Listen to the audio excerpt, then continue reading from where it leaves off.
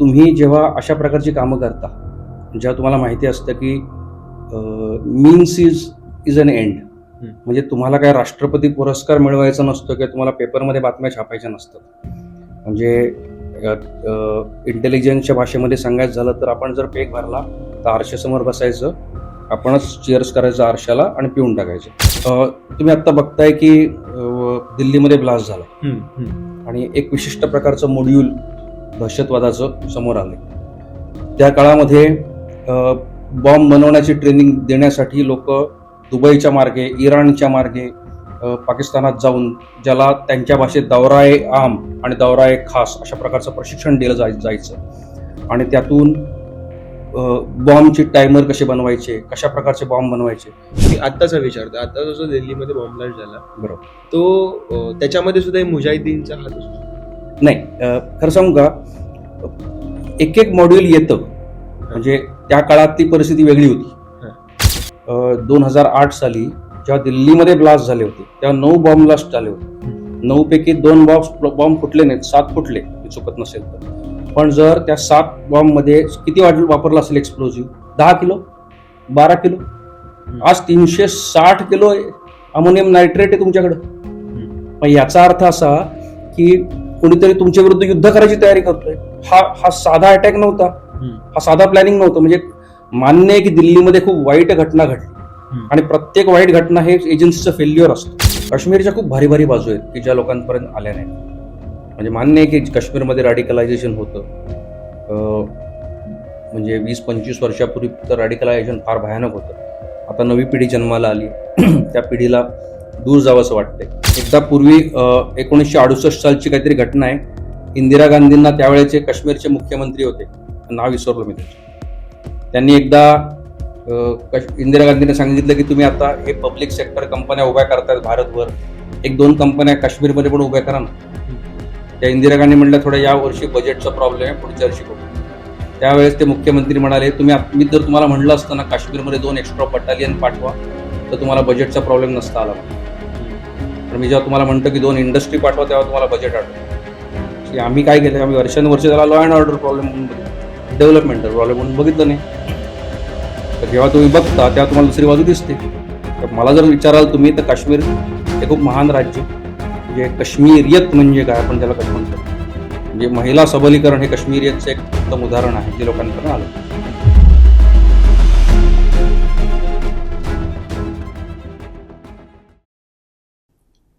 आज आपल्यासोबत असे गेस्ट आहेत ज्यांना मीडियामध्ये किंवा बाकीच्या त्यांच्या इंटरव्ह्यूजमध्ये त्यांच्या पोस्टसोबत जेल हा शब्द जोडून त्यांना इंट्रोड्यूस केलं जातं.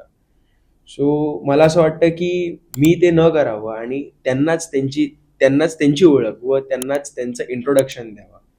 सो मी त्यांनाच सांगेन की सर तुम्हीच स्वतःला इंट्रोड्यूस करा प्लीज. मला कल्पना नाही की मी स्वतःची ओळख सांगण्यासाठी जे तितका म्हणजे सराईत किंवा निष्णात आहे की नाही. माझी थोडक्यात ओळख सांगायची झाली तर मी क्रिमिनल जस्टिस सिस्टीम किंवा फौजदारी न्याय प्रक्रिया 360 अंशातून पाहिलेला व्यक्ती आहे. कारण मी काही काळ IPS अधिकारी म्हणून राहिलो आणि बराच काळ मी कॉर्पोरेट क्षेत्रात नोकरी केली. 14 महिने मी एका आरोपाखाली अंडर ट्रायल अर्थात कच्चा कैदी म्हणून राहिलो. आणि आज फौजदारी न्याय प्रक्रियेची तिसरी बाजू म्हणजे कोर्टात बाजू मांडणे, वकील या नात्यानं मी सध्या हायकोर्टामध्ये प्रॅक्टिस करतोय. तर ही माझी थोडक्यात ओळख झाली. तुमच्या IPS ऑफिसर असण्याच्या प्रवासाबद्दल आम्हाला कसं? तो खूप छोटा प्रवास होता असं मी म्हणेन.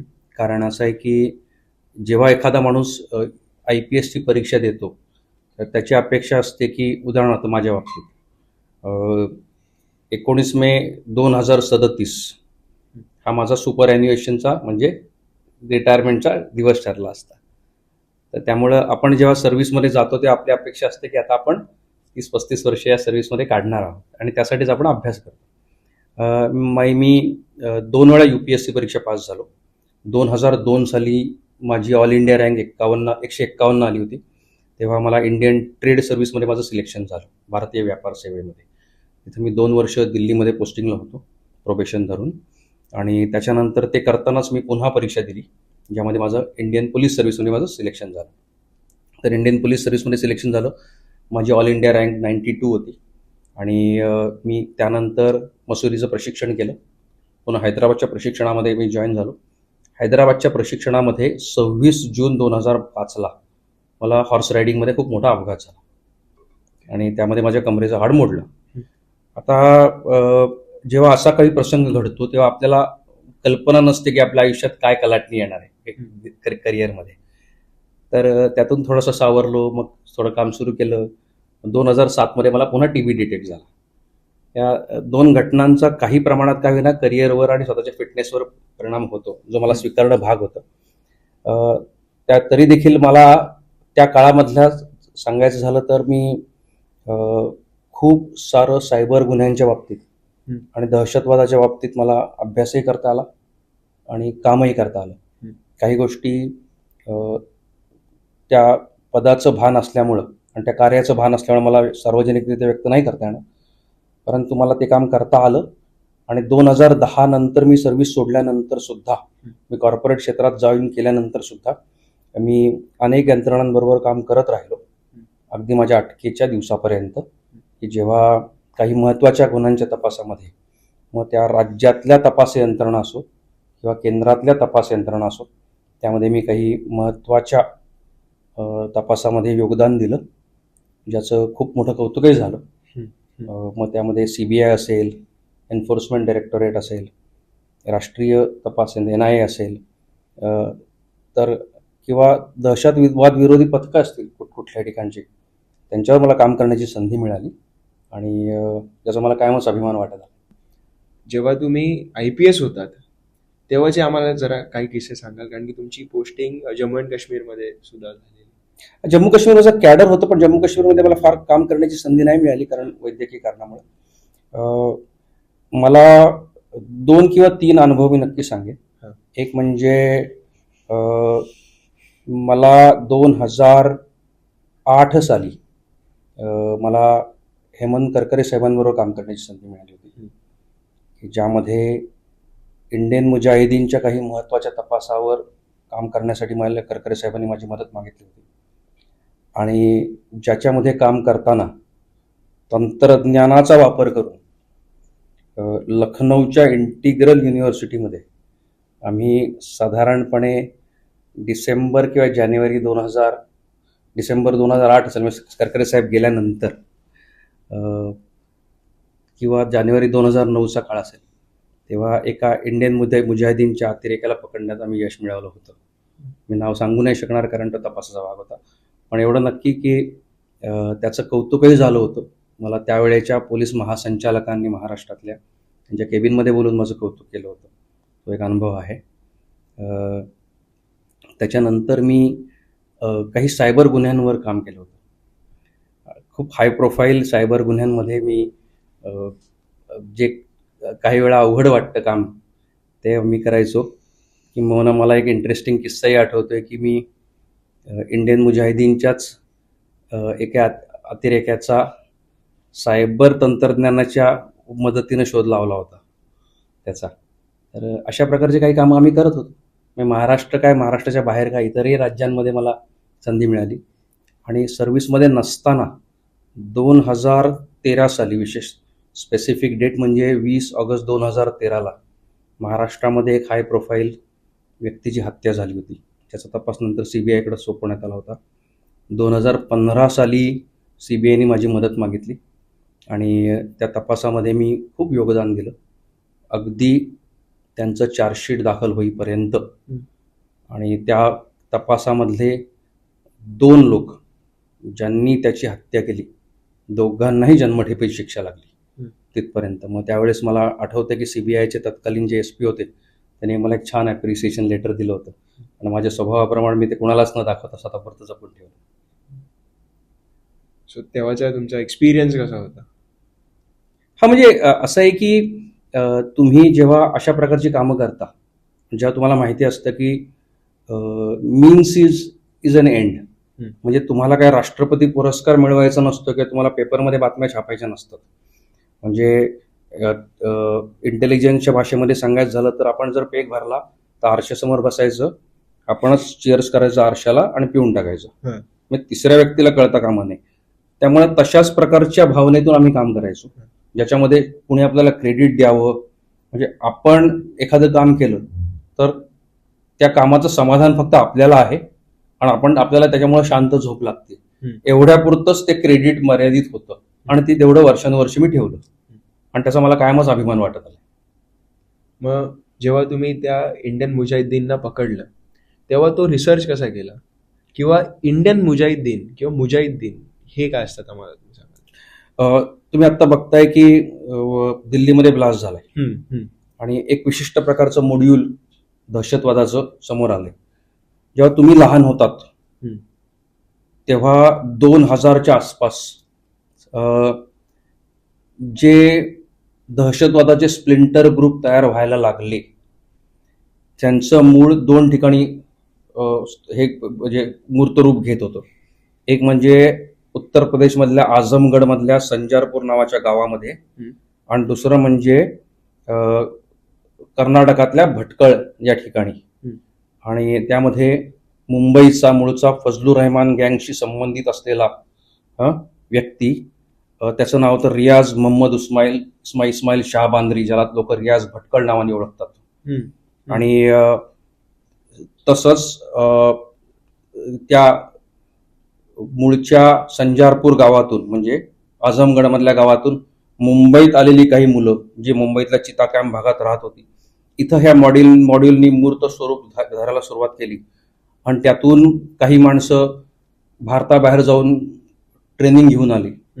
त्या ज्या बहावलपूरचं आज नाव येतंय, जिथं आज आपल्याला मौलाना मसूद अझहरची जैश ए मोहम्मद दिसते, आणि ती बहावलपूरची एक बडी मशीद ज्याच्यावर आपण बॉम्ब हल्ला करून उद्ध्वस्त केली, त्याच बहावलपूरमध्ये मौलाना मसूद अझहरच्या आधी आणखी एक व्यक्तीचं नाव यायचं, त्याचं नाव होतं आझम चिमा. या आझम चिमांमुळं अनेक त्या काळातले रॅडिकलाइज मुस्लिम युथ त्यांना हळूहळू सिस्टमॅटिकली बाजूला घेऊन प्रशिक्षित करण्यात आलं. त्या काळामध्ये बॉम्ब बनवण्याची ट्रेनिंग देण्यासाठी लोक दुबईच्या मार्गे, इराणच्या मार्गे, पाकिस्तानात जाऊन, ज्याला त्यांच्या भाषेत दौरा-ए आम आणि दौरा-ए खास अशा प्रकारचं प्रशिक्षण दिलं जायचं. आणि त्यातून बॉम्बचे टायमर कसे बनवायचे, कशा प्रकारचे बॉम्ब बनवायचे. क्लॅमर माइन नावाची एक कॉन्सेप्ट त्या काळामध्ये ह्यांनी आणली होती, LTTE आणली. एक्सप्लेन करू शकता? क्लॅमर माइन म्हणजे एक अशा प्रकारचा कॉन्केव्ह शेप बॉम्ब बनवायचा की त्याच्या एका बाजूला तुम्ही काहीतरी समजा अल्युमिनियम फॉईल लावली आणि दुसऱ्या बाजूला इकडं सगळं तुम्ही एक्सप्लोजिव्ह मटेरियल आणि त्याच्यावर तुम्ही स्प्लिंटर्स लावलेत, त्याच्यावर बॉल बेरिंग ठेवलेत तिथं. म्हणजे जेव्हा बॉम्ब फुटेल त्या इकडं नाही फुटणार, एकाच दिशेने बॉम्ब फुटेल. म्हणजे तो बॉम्ब समजा झाडावर लावला असा आणि तो बरोबर जमिनीकडे टार्गेट करू शकेल. अशा प्रकारची डिझाईन त्या संघटनेने बनवायला सुरुवात केली. त्यांनी स्वतःचं नाव धारण केलं होतं इंडियन मुजाहिदीन. 2 थिअरी आहेत. एक इंडियन मुजाहिदीन संजारपूरमध्ये आझमगडमध्ये बनली, दुसरी थिअरी आहे की इंडियन मुजाहिदीन स्थापना भटकळमध्ये झाली. मला दुसरी थिअरी खरी वाटते. ओके, तर त्यामुळे हा सगळा जो ग्रुप होता त्या काळातला हा ऍक्टिव्ह होता आणि ते हळूहळू मुस्लिम तरुणांना आपल्या जाळ्यात ओढत होते. तर ज्या मुलाला मी पकडलं त्याला नंतर जर 12-15 वर्षानंतर जामीन मिळाला असेल त्याला.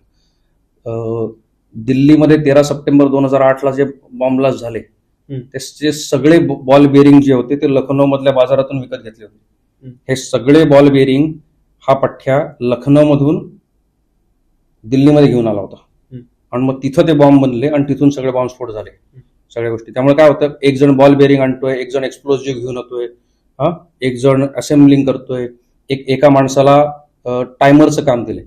पूर्वीच्याकडे समय नावाची घड्याळ होती, त्या घड्याळामध्ये टायमर बनवले जायचे. म्हणजे हे जुन्या काळातलं मॉड्यूल सांगतोय तुम्हाला. आणि गंमत अशी होती की इंडियन मुजाहिदीनचे भारतामध्ये जेवढे ब्लास्ट झाले त्याला ते साधारण 65 बॉम्ब ब्लास्टचं टायमर एकाच माणसाने बनवलं होतं. त्याचं नाव होतं आरिफ बदर.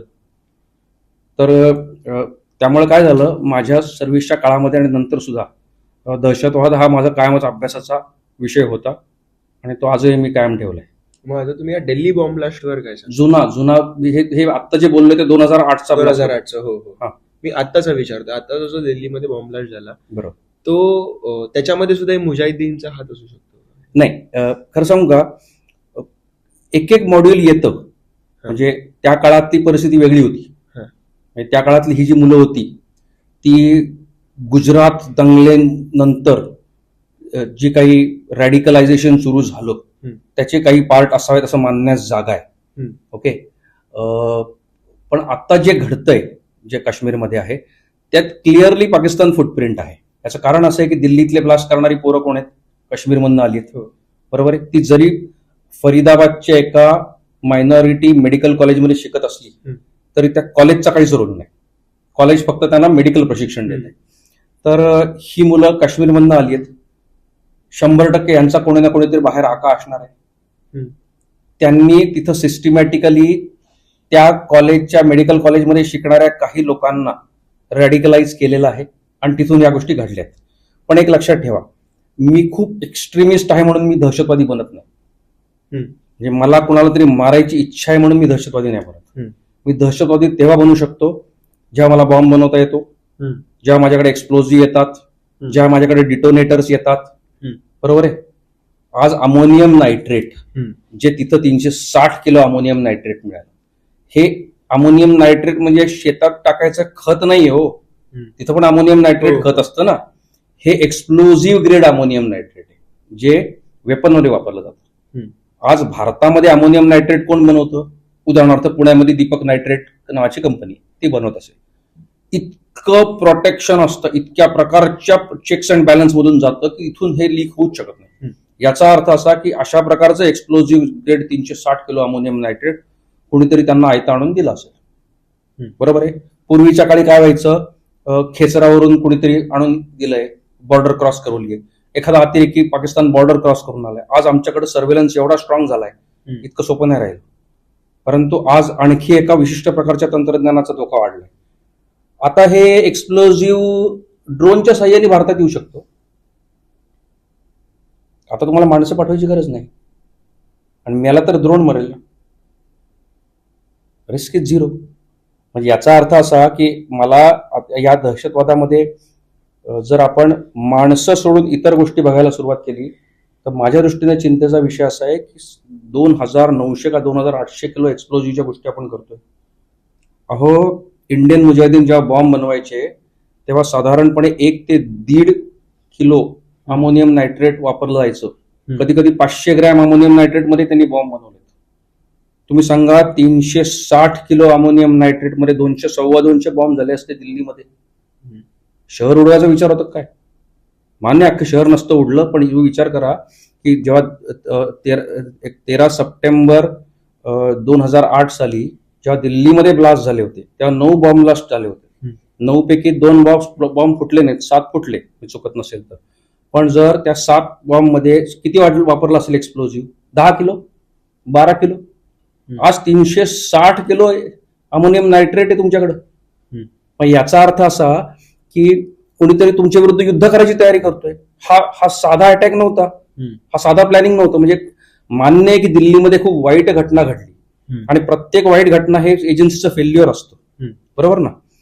परंतु ते इंटेलिजन्स फेल्युअर नव्हतं, कारण ज्या अर्थी त्यांनी बरोबर प्रोएक्टिव्हली 360 किलो अमोनियम नायट्रेट शोधून काढलं, या माणसांपर्यंत पोहोचलं, याचा अर्थ त्यांनी सगळी ट्रेल शोधली असणार.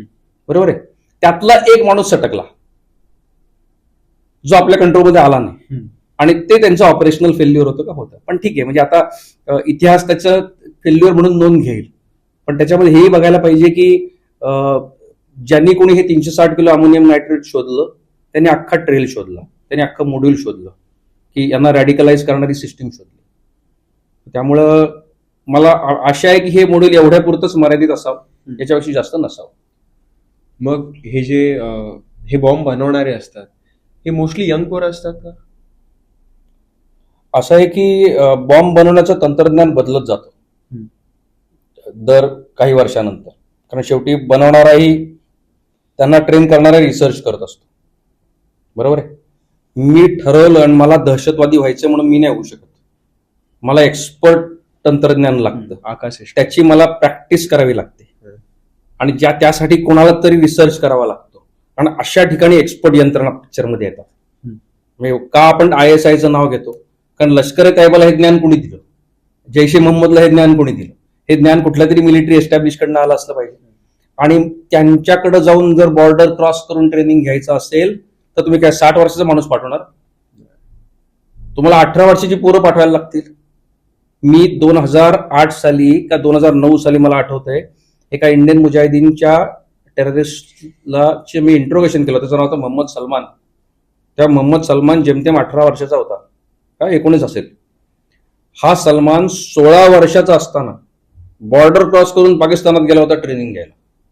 मग मी अवाक झालो की एक मायनर पोरग, त्याला मजहब म्हणजे काय कळत नाही, त्याला जन्नत म्हणजे काय कळत नाही, आत्ता मिसरूळ फुटल्याचं सुटणं जेमतेम नाही, या माणसाला तुम्ही सुसाईड बॉम्बर म्हणून तयार करता, याला दुसऱ्याचा जीव घ्यायला म्हणून तयार करता. हाही होतोय.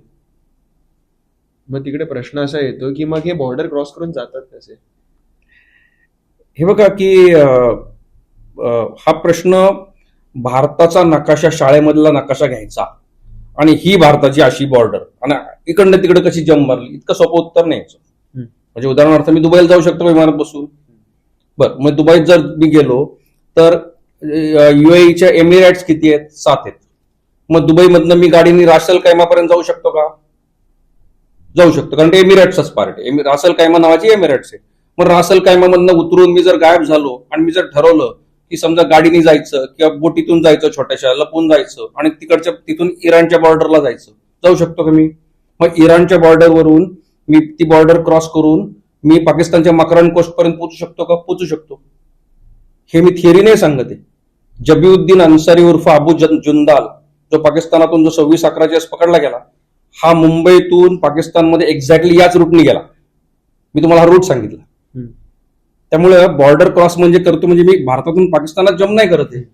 जसं आम्ही अमेरिकेमध्ये इलिगली शिरवणारी आपल्याकडची टोळी डंकी करून, तसं पाकिस्तानामध्ये पण डंकी होते आणि त्यांची बाउंड्री जास्त पोरस आहे. त्यामुळे आपल्याला जसं वाटतं की एक आपण इथून जम्प मारतोय की नो, तो सर्क्युटच रूट घेतोय, तो वाया नेपाळ जातोय. आता इंडियन मुजाहिदीनचे 5 अतिरेकी जेव्हा दिल्ली ब्लास्ट झाला त्याच्यानंतर पळून गेले. ते कसे गेले? ते समजा अबू राशीद, बडा साजिद, डॉक्टर शाहनवाज, अजून 2 जण होते, 5 जण. मोहम्मद सलमान पण त्याचाच होता, पण अजून एक जण खालिद, मोहम्मद खालिद, असे 5 जण सहारणपूरहून निघाले. सहारणपूर नाही, संजारपूरवरून म्हणजे आझमगडवरून निघाले. गोरखपूर बॉर्डर क्रॉस करून नेपाळमध्ये गेले. नेपाळमधली एक रायन इंटरनॅशनल स्कूल होती, त्या स्कूलमध्ये एका टीचरच्या घरी राहिले नाव बदलून. त्याच टीचरनी त्यांना नेपाळमधला पासपोर्ट तयार करून दिला. त्यासाठी ते त्यांना 3-4 महिने गेले, जुगाड करावा लागला. हा नेपाळचा पासपोर्ट वापरून ही मंडळी सगळी पोचली शारजामध्ये अनेक महिने ते लपून राहिले. ते एका लॉन्ड्रीच्या आतमध्ये एक छोट्याशा खोलीत राहायचे, फार कोणाला लोकांसमोर दिसू नये म्हणून. त्याच्यानंतर इक्बाल भटकळ नावाचा इंडियन मुजाहिदीनचा अतिरेकी जो पाकिस्तान बसायचा, तो त्यांना भेटायला आला आणि इक्बाल भटकळ तिथं भेटला आणि इक्बाल भटकळनी त्यांचा त्याच नेपाळच्या पासपोर्टवरून त्यांचं कराचीपर्यंत तिकीट काढून दिलं. मग तेव्हा ही मंडळी तिथं पोचली. तिथं जाऊन त्यांनी ट्रेनिंग घेतलं आणि त्यात तो अबू राशीद आणि बडा साजिद, जी आपली भारतातली पोरं, रॅडिकलाइज पोरं, याच्यानंतर तिथून प्रेरणा घेऊन कुठे गेली असतील तर जेव्हा इराकमध्ये जेव्हा ISIS सुरू झालं तेव्हा ही पोरं ISIS जॉईन केली आणि अचानक टीव्हीवर दिसला बडा साजिद, तो सांगायला लागला की मी ISIS चा इंडिया चीफ आहे, असं काहीतरी सांगायला सुरुवात केली. बसून कुठं? तिकडं. तोही त्या युद्धात मारला गेला. अबू राशीदही मारला गेला. म्हणजे संजारपूर मधली पोरं एवढा सर्क्युटर्स रूट करून सिरियामध्ये पोहोचली काय आणि सिरियामध्ये पोचून मारली गेली काय? तर त्यामुळं बॉर्डर क्रॉस करण्याचा एक रूट नाही, अनेक रूट आहेत आणि ते तुमच्या म्हणजे अपेक्षेपेक्षा जास्त कॉम्प्लिकेटेड रूट्स आहेत. मग तिकडे जाणारा हा क्राऊड हा नेहमी यंगच असतो आणि म्हणून JNK मध्ये जे चालू आहे तिकडे यंग पोरांना जास्त टार्गेट केलं जातं. पण टार्गेट करवणारे यंग नसतात. ते अनेक वर्ष स्वतः रॅडिकलाइज झालेले असतात किंवा ते वाट बघत असतात. त्यामुळं पण एज इज अन ॲडव्हान्टेज ना. त्यांना मध्ये मिडल एजचा माणूस किंवा म्हातारा माणूस घेऊन त्यांना करायचं काय तसं. त्यांना शेवटी एक लक्षात ठेवा, जसं आपल्याला आर्मीमध्ये लढण्यासाठी तरुण पोरं पाहिजे, त्यांच्या दृष्टीने ते युद्ध आहे, त्यांना युद्धासाठी तरुण पोरं पाहिजे, संपला विषय. मग JNKची जी परिस्थिती मूव्हीजमध्ये वेब सिरीजमध्ये दाखवतात ती तशी इन रियालिटी आहे? मला वाटतं की काही प्रमाणात ते अन्यायकारक आहे काश्मीरसाठी. काश्मीरच्या खूप भारी भारी बाजू आहेत की ज्या लोकांपर्यंत आल्या नाहीत. म्हणजे मान्य आहे की काश्मीरमध्ये रॅडिकलायझेशन होतं. म्हणजे 20-25 वर्षापूर्वी तर रॅडिकलायझेशन फार भयानक होतं. आता नवी पिढी जन्माला आली आहे. त्या पिढीला दूर जावं असं वाटतंय. तुम्ही जर आता फरक बघितला तर पाकव्याप्त काश्मीरमध्ये आणि भारताच्या ताब्यातला काश्मीरमध्ये जर फरक बघितला तर आपली काश्मीरी पोरं आज विकास पाहतायत. त्यांना चेनाब नदीवरचा पूल बघायला मिळतोय, त्यांना वंदे भारत एक्सप्रेस बघायला मिळते, बरोबर आहे. त्यांनी हे पाहिलंय. पलीकडं जाऊन बघावं, पुंछच्या पलीकडे जाऊन, कुपवाडाच्या पलीकडे जाऊन बघावं, श्रीनगरहून मुझफ्फराबादला जाऊन बघावं.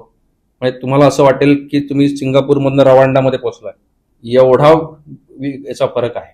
त्यामुळे काही प्रमाणात फरक होतोय, परंतु एक लक्षात ठेवा, रॅडिकलायझेशनचा आणि विकासाचा काहीच संबंध नाही. बऱ्याच वेळा जसं आपण बघतोय की हे डॉक्टर माणसं रॅडिकलाइज झाली, त्यामुळे कित्येक वेळा असं होतं की त्यांना कितीही विकास पोचवा, जर माइंड रॅडिकलाइज असेल तर इथं जर कुठेतरी केमिकल लॉचा असेल तर काही होऊ शकतं. तसं काश्मीरमध्ये होत होतं का? होत होतं. पण दुसरी मी जे म्हणलं की इतर अनेक चांगल्या बाजू आहेत ज्या लोकांपर्यंत आल्या नाहीत. मी उदाहरण सांगायचं झालं तर काश्मीरमधल्या बायका, मुस्लिम हे राज्य आहे, तुम्हाला बुरखा काय बाई ओढणी घातलेली दिसणार नाही. मला आश्चर्य वाटायचं की आपल्या इथल्या लोकांना शिकवा.